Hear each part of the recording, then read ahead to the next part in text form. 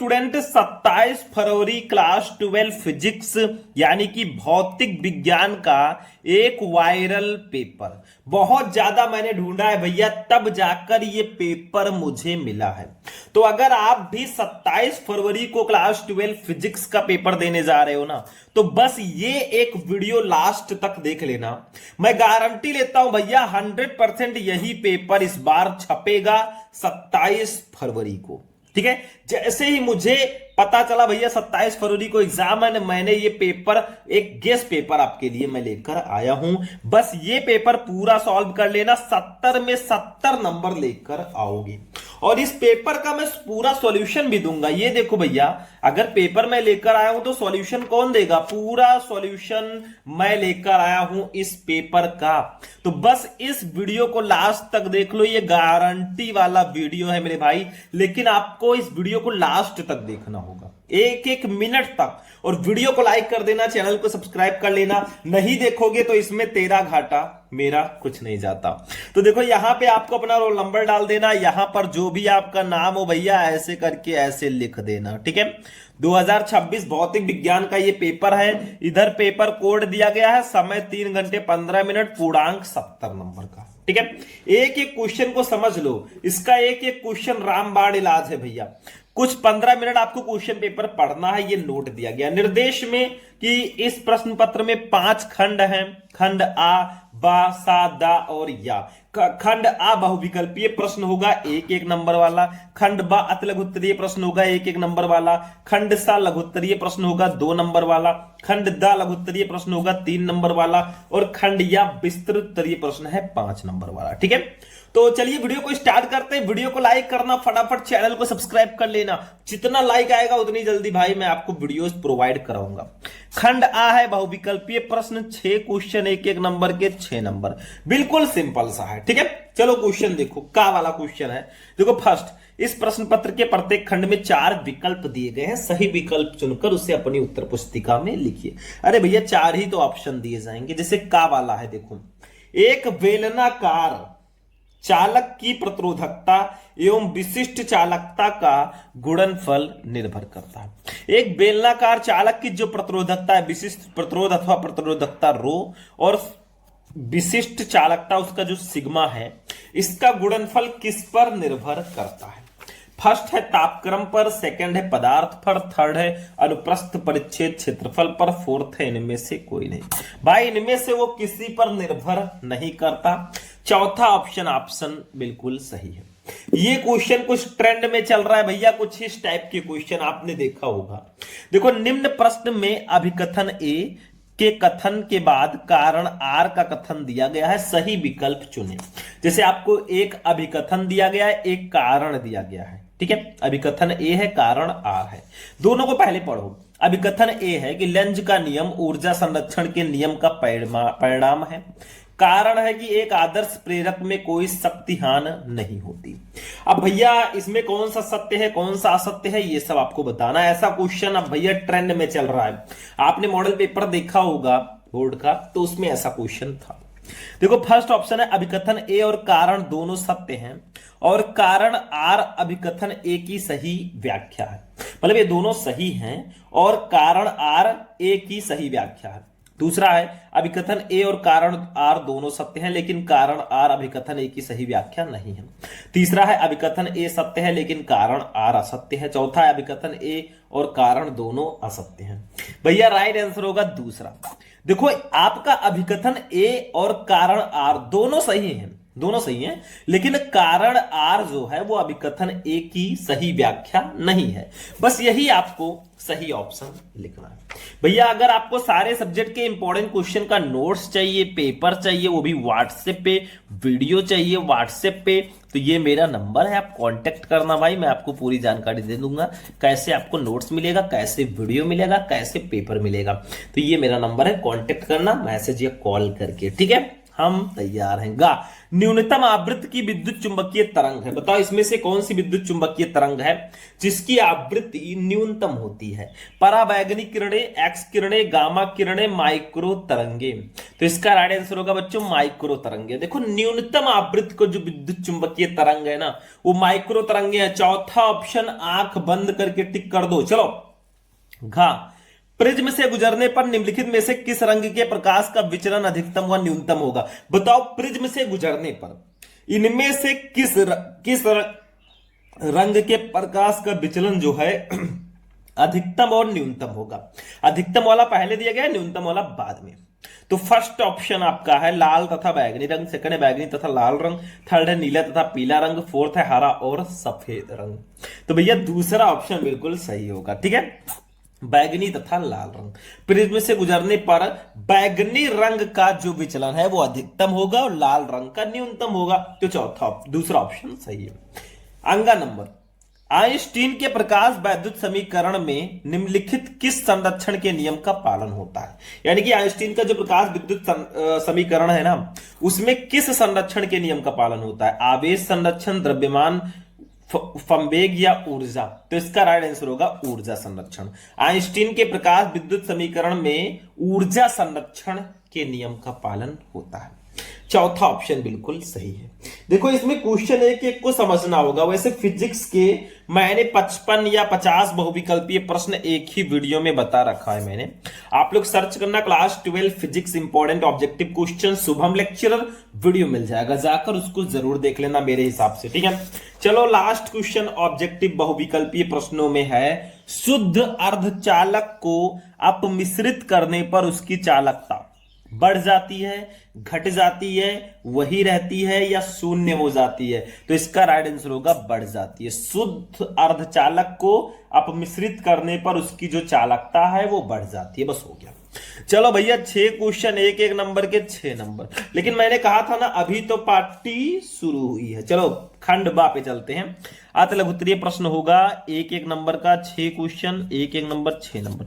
देखो अत लघुत्तरीय प्रश्नों को भी मैंने एक ही वीडियो में बता रखा है, सर्च करना class 12 physics important question Shubham lecturer. भाई मैंने पूरा फिजिक्स भी एक वीडियो में बता रखा है, पूरे फिजिक्स के इंपॉर्टेंट क्वेश्चन को, बहुविकल्पीय, अतलघुत्तरीय, लघुत्तरीय, विस्तृत्तरीय, सब एक वीडियो में सर्च करो class 12 physics important question Shubham lecturer, या प्लेलिस्ट में जाओ फटाफट। दूसरा कक्का, अनंत विस्तार के आवेशित चादर के समीप वैद्युत क्षेत्र की तीव्रता का व्यंजक प्राप्त कीजिए। भैया हम प्राप्त कर लेंगे, देखो ध्यान से, कुछ करना नहीं है। एक नंबर में आया है तो सिर्फ आपको व्यंजक लिख देना है। अनंत विस्तार के आवेशित चादर के समीप वैद्युत क्षेत्र की तीव्रता, वैद्युत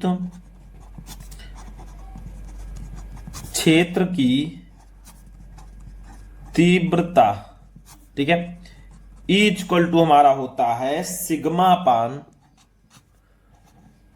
2 एप्सिलॉन नॉट। ये होता है भैया विद्युत क्षेत्र की तीव्रता।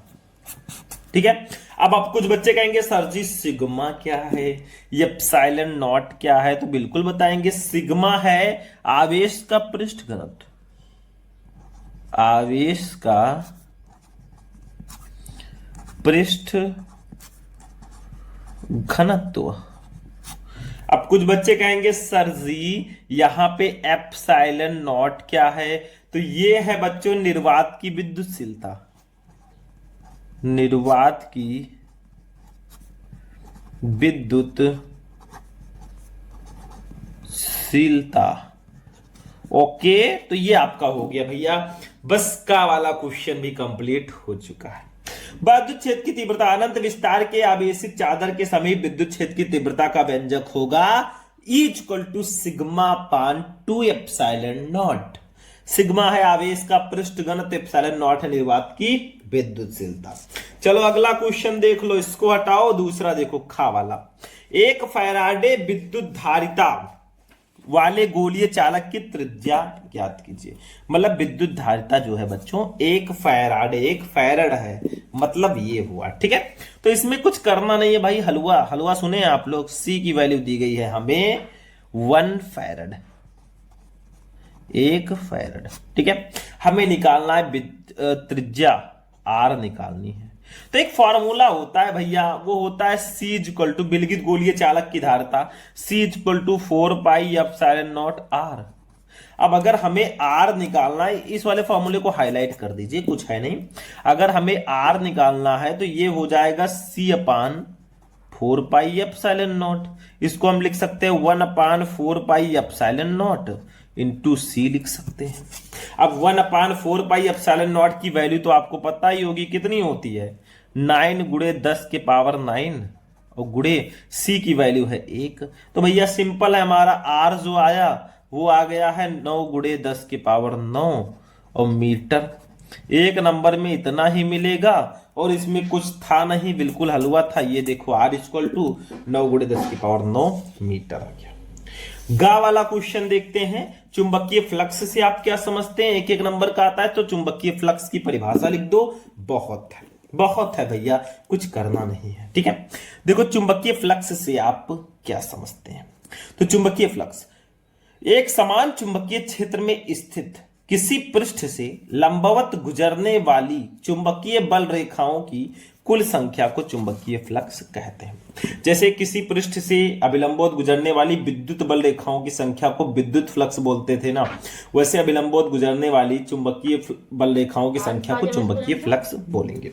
इतना ही लिख देना बहुत है भाई, आज के लिए काफी है, कल के लिए 4। चलो अगला देखते हैं। घा वाला, दो उत्तल लेंस जिनमें प्रत्येक की फोकस दूरी 20 सेंटीमीटर संपर्क में रखे हैं, संयुक्त लेंस की क्षमता की गणना कीजिए। भैया ये लो, दो उत्तल लेंस हैं जिनकी फोकस दूरी 20 सेंटीमीटर, मतलब दोनों की।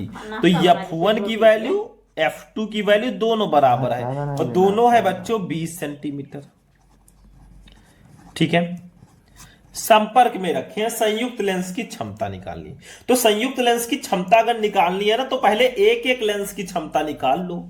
जैसे हम निकाल लेंगे पहले लेंस की क्षमता, पहले निकाल लेंगे, फिर दूसरे की, फिर दोनों को जोड़ देंगे, संयुक्त लेंस की क्षमता आ जाएगी। तो पहले लेंस की क्षमता हम निकाल लेते हैं, तो P1 इसको मान लेंगे। P1 इक्वल टू क्या होता है, अब सेंटीमीटर में है तो 100/F1 कर देंगे, ठीक है। 100/F1 जब करते हैं ना, 100/F, P equal to 100/F होता है सेंटीमीटर में, या 1/F मीटर में होता है, ठीक है। तो चूंकि हमें F सेंटीमीटर में दिया गया तो 100/F कर देंगे। तो P1 इक्वल टू 100/F1 की वैल्यू है 20, कट जाएगा 25 जा 100। तो P1 इक्वल टू हमारा आ जाएगा 5 डायोप्टर, क्षमता का मात्रक डायोप्टर। ऐसे दूसरे लेंस की क्षमता भी आ जाएगी। अब सोचो अगर P1 की वैल्यू आई है 5 तो P2 की वैल्यू भी 5 आएगी, लेकिन हम इसको निकाल लेते हैं, दूसरे लेंस की क्षमता, ठीक है। तो दूसरे लेंस की क्षमता जो होगी P2 इक्वल टू हमारी हो जाएगी 100/F2 हो जाएगी, ठीक है। ये हो गया भैया, सेम प्रोसेस है, सिंपल है। तो P2 इक्वल टू 100/F2 की वैल्यू भी 20 ही है, तो 25 जा 100। तो P2 इक्वल टू हमारी आ गई बच्चों 5 डायोप्टर। अब संयुक्त लेंस की क्षमता निकाल लेंगे, दोनों को जोड़ देंगे, ठीक है। तो संयुक्त लेंस की क्षमता, तो संयुक्त लेंस की क्षमता निकालने के लिए हम क्या करेंगे, P equal to P1 plus P2, दोनों को हम जोड़ देंगे, हमारी संयुक्त लेंस की क्षमता आ जाएगी। तो P इक्वल टू हमारा हो जाएगा, P1 की वैल्यू है 5, P2 की वैल्यू भी है 5, तो P जो संयुक्त लेंस की क्षमता आ गई P वो आ गई बच्चों 10 डायोप्टर। 10 डायोप्टर हमारा आंसर आ गया भाई, बस हो गया। क्या था इसमें, हलवा था भाई, बहुत सिंपल सा था। तो ये भी समझ लिए, बस कुछ है नहीं भाई, मैं इसको हटाता हूं, इतना तो आप समझदार आए हैं। अंगा नंबर क्वेश्चन देख लो। प्रकाश वैद्युत प्रभाव में देहली तरंगदैर्घ्य से आप क्या समझते हैं, तो ये देखो भैया, सिंपल सा है। देखो देहली तरंगदैर्घ्य, किसी धातु पर आपतित प्रकाश की तरंगदैर्घ्य का वो अधिकतम मान जिनसे तरंगदैर्घ्य का प्रकाश धातु पृष्ठ से प्रकाश इलेक्ट्रॉन उत्सर्जित कर सके, देहली तरंगदैर्घ्य कहलाता है। मैंने एक चीज आपको बताया था, मान लीजिए कोई धातु है, ऐसे ये बहुत काम का है, ठीक है। मान लीजिए कोई धातु है, अब इसके धातु के अंदर क्या होंगे, बहुत सारे इलेक्ट्रॉन्स होंगे, ठीक है। अब इस पर क्या होता है, एक प्रकाश आकर इस पर गिरता है, मान लीजिए एक प्रकाश आकर इस पर ऐसे गिरा, ठीक है। तो ये जो प्रकाश है इसी को हम आपतित प्रकाश बोलेंगे। तो क्या होता है, इसके अंदर जो इलेक्ट्रॉन है ना वो बाहर निकलने लगते हैं। तो देखो इसी प्रक्रिया को हम प्रकाश वैद्युत उत्सर्जन कहते हैं। मतलब जब किसी धातु की पृष्ठ पर उचित आवृत्ति का कोई प्रकाश आपतित होता है तो उस पृष्ठ से इलेक्ट्रॉन निकलने लगते हैं। इन इलेक्ट्रॉनों को हम प्रकाश इलेक्ट्रॉन कहते हैं और इस पूरी घटना को प्रकाश विद्युत उत्सर्जन या प्रकाश विद्युत प्रभाव बोलते हैं, ठीक है। अब देहली तरंगदैर्घ्य क्या है, इस आपतित प्रकाश का वो अधिकतम तरंगदैर्घ्य जो इस धातु के पृष्ठ से इलेक्ट्रॉनों को उत्सर्जित कर सके, प्रकाश इलेक्ट्रॉन उत्सर्जित कर सके, वो देहली तरंगदैर्घ्य होगा, ठीक है। मतलब इसका अधिकतम तरंगदैर्घ्य। इतना समझ में आ गया, बहुत सिंपल है। इसे देहली तरंगदैर्घ्य को इसे लैम्डा 0 से या लैम्डा नॉट से प्रदर्शित करते हैं। तो इसे लैम्डा नॉट से प्रदर्शित करते हैं। लैम्डा नॉट इक्वल टू क्या होगा, क्योंकि lambda equal to C upon mu naught होता है, तो lambda not equal to C upon mu naught हो जाएगा। कुछ बच्चे कहेंगे सर जी सी क्या है, तो सी तो आप लोगों को पता ही होगा। सी क्या है, ये है प्रकाश की चाल 3 × 10⁸ मीटर प्रति सेकेंड। आप जानते होंगे वैसे बेसिकली। और म्यू नॉट क्या है, ये है देहली आवृत्ति। देहली आवृत्ति, बस हो गया भैया, सिंपल सा था, समझ में आ गया। चलो आगे बढ़ते हैं भाई, टाइम वेस्ट नहीं करेंगे। 1 नंबर वाले पे, किसी अर्धचालक का ताप बढ़ाने पर उसकी वैद्युत चालकता क्यों बढ़ जाती है। तो भैया लोग रीजन ले लो। ताप बढ़ाने पर सहसंयोजक बंध टूट जाने के कारण अर्धचालक के मुक्त इलेक्ट्रॉनों की संख्या बढ़ जाती है, जिससे अर्धचालक की चालकता बढ़ जाती है, अर्थात उसका प्रतिरोध कम हो जाता है। मतलब ताप अगर आप लोग बढ़ाएंगे तो जो सहसंयोजक बंध है, कोऑर्डिनेट बॉन्ड होता है, वो टूट जाता है और अर्धचालक के मुक्त इलेक्ट्रॉनों की संख्या बढ़ जाती है, जिससे अर्धचालक की चालकता बढ़ जाती है, अर्थात उसका प्रतिरोध कम हो जाता है। सिंपल सा था। आई होप कि आप लोगों को समझ में आ चुका होगा, ठीक है। चलो ये भी हो गया, नंबर कंप्लीट। चलो ये 6 क्वेश्चन थे और 6 के 6 क्वेश्चन हमने पढ़ाए, जाने हमें तो 6 नंबर मिले। वैसे बेसिकली खंड सा पे हम लोग चलेंगे बच्चों, 2 नंबर के क्वेश्चन रहेंगे। क्वेश्चन की संख्या रहेगी 4, नंबर मिलेंगे 8, ठीक है। एक फिगर दिया गया है, ये तो क्वेश्चन मैं पहले करवा चुका हूं, ऐसा मैं नहीं कहूंगा। संलग्न चित्र में प्रदर्शित संधारित्र में संचित ऊर्जा निकालिए। एक फिगर आपको दिया गया है यहाँ पे, देखो इसी फिगर से हम निकालेंगे। अभी देखो ये आपको दिया गया है कि यहाँ पे एक सर्किट है, इसमें 3 प्रतिरोध लगे हुए हैं, 2 ओम, 3 ओम, 5 ओम। अगर देखोगे तो तीनों प्रतिरोध श्रेणी क्रम में लगे हैं। एक संधारित्र लगा है 2 माइक्रोफैरड का और धारा इसमें 2 एम्पियर बह रही है। तो हम कुछ नहीं करेंगे, हम सिंपल पहले देखो हमें 3 प्रतिरोध दिए गए हैं, पहले को R1 लिख देंगे, दूसरे को R2 लिख देंगे, तीसरे को R3 लिख देंगे। R1 की वैल्यू है 2, R2 की वैल्यू 3 और R3 की वैल्यू 5। कुछ ऐसे लिख देते हैं, R1 की 2, R2 की 3, R3 की 5 ओम है, ठीक है। इसको हमने मान लिया है R1, इसको मान लिया R2 और इसको मान लिया R3, ठीक है। इतना लिख दिया। पहले सारी चीजें लिख लो। हमें धारिता दी गई है C, वो दिया गया है 2 माइक्रोफैरड। कितना? 2 माइक्रोफैरड। इसको फैरड में बदलेंगे तो 2 × 10⁻⁻6 फैरड हो जाएगा, ठीक है। उसके बाद में धारा हमें I दी गई है, वो दिया गया बच्चों 2 एम्पियर। आप लोग नीचे देख सकते हो 2 एम्पियर दिया गया, 2 एम्पियर, ठीक है। हमें बेसिकली निकालना क्या है वो समझो, उस पर आप ध्यान दो, ठीक है। हमें निकालना है ऊर्जा, U निकालना है। तो पहले हम क्या करेंगे, देखो R1, R2, R3 तीनों प्रतिरोध श्रेणी क्रम में है, तो हम लिखेंगे प्रतिरोध R1, R2, R3 श्रेणी क्रम में है, ठीक है। या ऐसे लिख देंगे R1, R2 व R3 प्रतिरोध श्रेणी क्रम में है, ठीक है। तो श्रेणी क्रम का फॉर्मूला होता है R equal to R1 plus R2 plus R3, मतलब श्रेणी क्रम में प्रतिरोधों के संयोजन का ये फॉर्मूला होता है। शायद आप लोगों को पता हो, मैंने पहले इसको करा रखा है।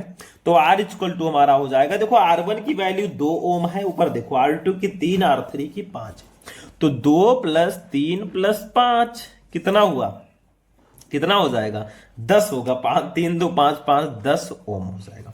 लेकिन अब भी हमें क्या करना है, क्योंकि संधारित्र की ऊर्जा का फॉर्मूला होता है U इक्वल टू 1/2 CB²।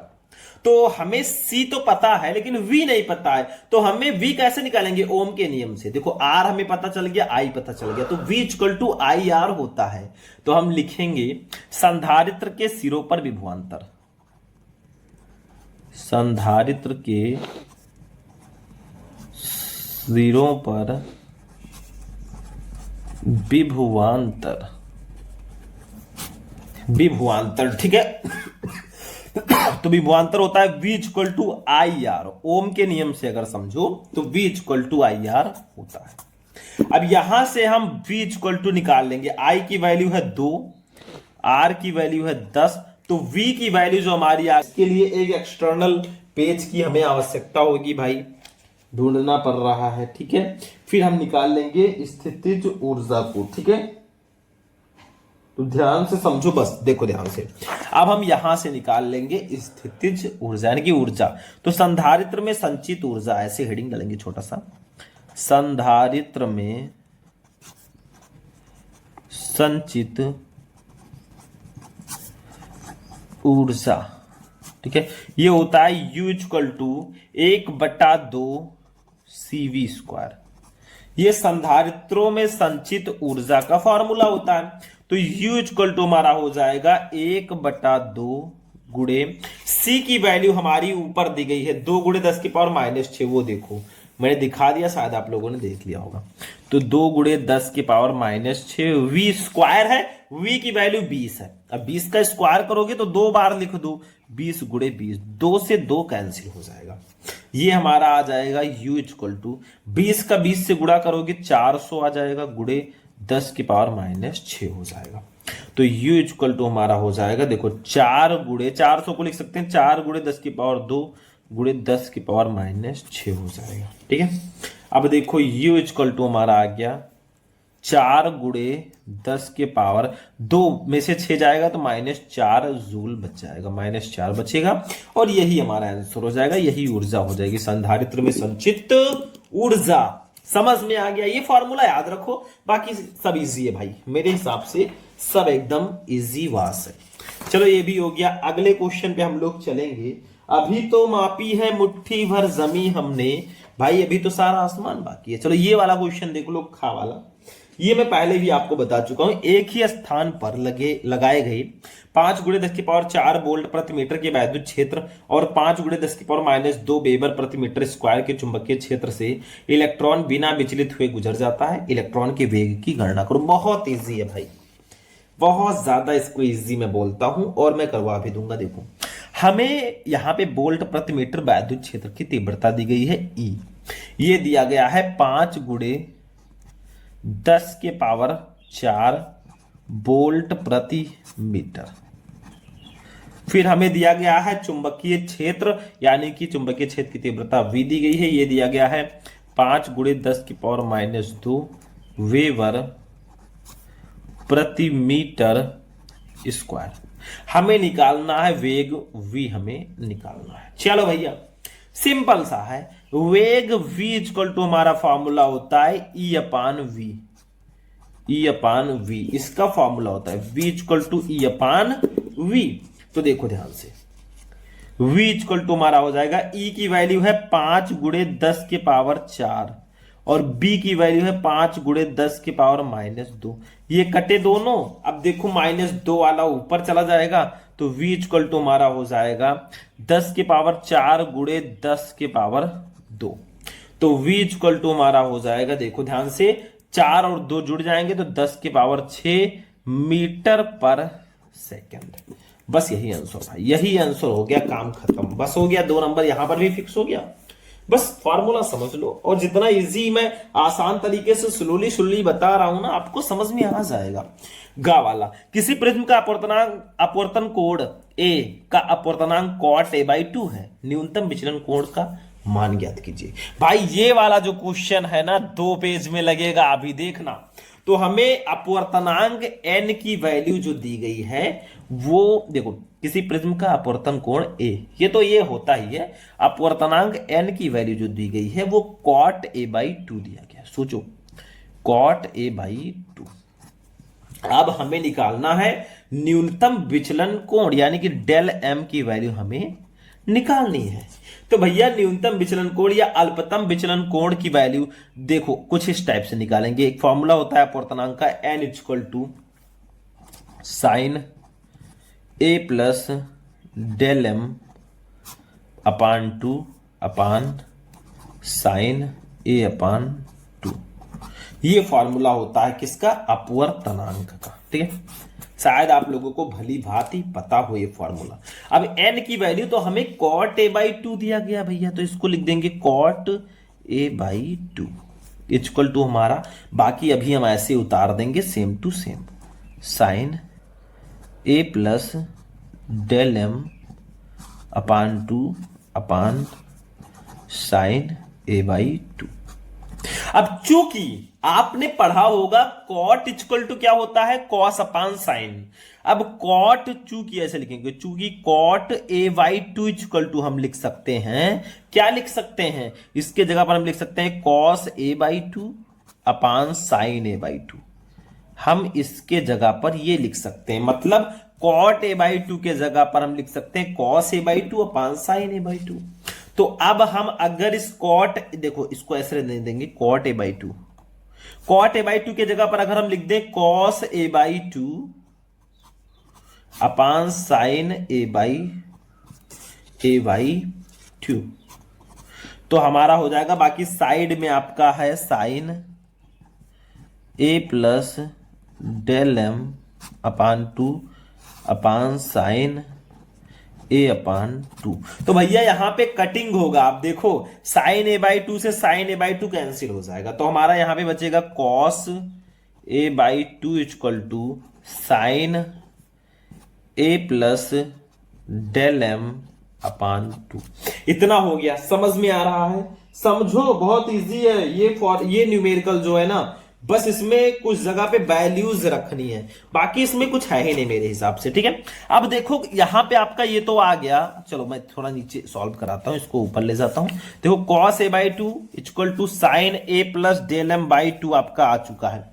लेकिन एक चीज समझो, cos A by 2, cos A equal to एक फॉर्मूला होता है साइन 90 डिग्री माइनस ए। अब कॉस ए बाई 2 है तो sine 90 degree minus A by 2।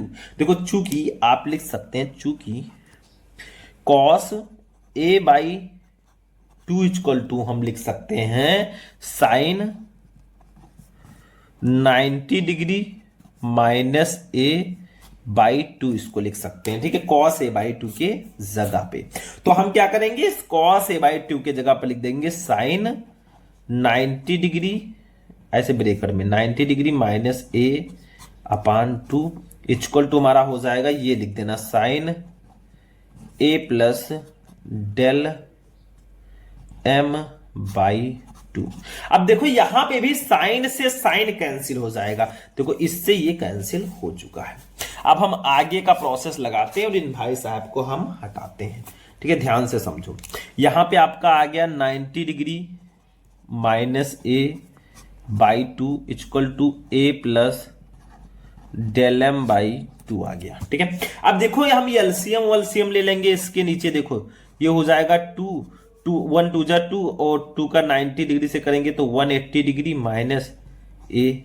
ठीक है, देखो ए हो जाएगा और ये हो जाएगा ए प्लस डेल एम बाई 2 से 2 यहां पर भी कैंसिल हो गया। तो फाइनली जो हमारा आ गया ना वो आया बच्चों, देखो ये आपका हो जाएगा 180 डिग्री माइनस ए बराबर ए प्लस डेल एम। ठीक है, अब इस ए को हम इधर लेकर चले आएंगे इस साइड में भैया। ठीक है, तो ये हमारा हो जाएगा 180 डिग्री माइनस ए, और इधर भी प्लस में, ये भी माइनस में आएगा, ए इक्वल टू डेल एम।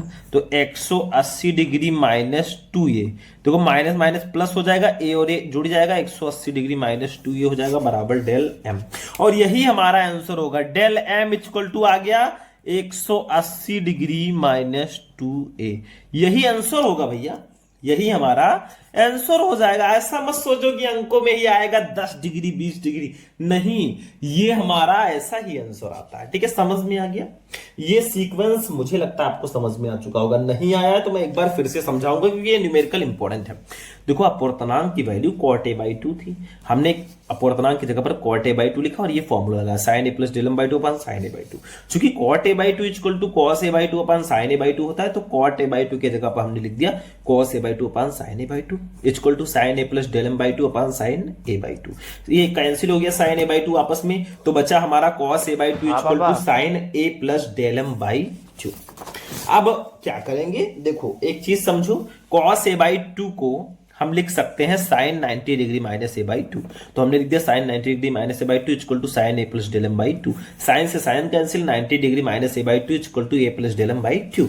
हमने एलसीएम लिया, 180 डिग्री माइनस ए बाई 2 आया, a plus del m by 2 आया, 180 डिग्री माइनस 2 से 2 cancel, 180 degree minus A equal to A plus del M. इस ए को इधर लाए तो minus minus plus 180 degree minus 2a हमारे डेल एम की वैल्यू आ गई। समझ में आया भाई? इंपॉर्टेंट भी है, स्पेशल भी है, बाकी आपके हाथ में आप क्या करते हैं। ठीक है, चलो अगला क्वेश्चन देखते हैं, घा वाला। व्यतिकरण तथा विवर्तन में क्या अंतर है? दोनों में अंतर भाई मैं पहले ही बता चुका हूं, ये देखो अंतर मैं लिख कर भी लाया हूं। व्यतिकरण विवर्तन, देखो ध्यान से, यही 4 अंतर आप लिख देना, काम हो जाएगा। व्यतिकरण में देखो, ये घटना 2 कला संबद्ध स्रोतों से चलने वाले 2 पृथककृत तरंगाग्रों के बीच अध्यारोपण का परिणाम है। विवर्तन क्या है? यह घटना एक ही तरंगाग्र के विभिन्न बिंदुओं से चलने वाली द्वितीयक तरंगिकाओं के बीच अध्यारोपण का ये परिणाम है। दूसरा डिफरेंस है, इसमें सभी दीप्त फ्रिंजेस एक समान तीव्रता की होती हैं व्यतिकरण में। विवर्तन में इनमें सभी दीप्त फ्रिंजेस विभिन्न तीव्रताओं की होती हैं तथा तीव्रता के घटते क्रम में होती हैं। तीसरा, इसमें सभी फ्रिंजें समान चौड़ाई की होती हैं व्यतिकरण में, इसमें सभी फ्रिंजें समान चौड़ाई की नहीं होती है। चौथा, इसमें निम्निष्ठ प्राय पूर्णतया अंधकारमय होते हैं, इनमें ऐसा नहीं होता। बस यही 4 अंतर छाप के आ जाना कॉपी में भाई, नंबर पूरा मिलेगा, इसकी गारंटी मैं लेता हूं। ठीक है, समझ में आ रहा है? एक एक क्वेश्चन को बस ध्यान से आपको समझना है, बाकी जो होगा देखा जाएगा। चलो इसको भी मैं हटा देता हूं भाई। तो ये हमारे 4 क्वेश्चन थे, 2-2 नंबर वाले, और 8 नंबर यहां पर भी आप ले जाओ, बिल्कुल फ्री में बट रहा है। ठीक है, आगे देखो, खंड दा पे चलेंगे भाई, 3-3 नंबर वाले क्वेश्चन। सबसे इंपॉर्टेंट ये है कि ये 10 क्वेश्चन आएंगे 3-3 नंबर के, 30 नंबर। भाई ये क्वेश्चन बहुत इंपॉर्टेंट है।